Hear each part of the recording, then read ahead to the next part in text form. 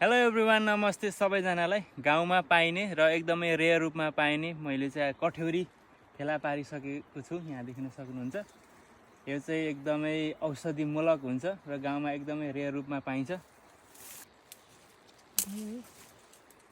यहाँ देख्न सक्नुहुन्छ साथीहरू, यो चाहिँ कठ्यौरी र यो चाहिँ गाउँमा एकदमै कमै रूपमा पाइन्छ र मैले चाहिँ लकिली यो पाएँ। यो काट्दैछु साथीहरू। यसको काट्ने स्टाइल चाहिँ छुट्टै छ साथीहरू। यसलाई हल्लाएर उडाएर अनि काट्नुपर्छ। अब कति छ मह, लेट्स सी। यसको मह चाहिँ अलिक स्विट एन्ड सावर हुन्छ, अलिकता अमिलो गुलियो मिसेको हुन्छ र यो औषधिको लागि चाहिँ एकदमै राम्रो हुन्छ। यहाँ देख्न सक्नुहुन्छ। यसलाई अब मैले हाँगा हल्लाइदिनेछु। वाह,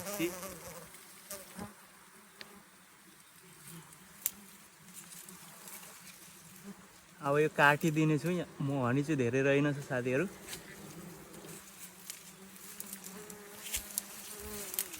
ओ माई गड,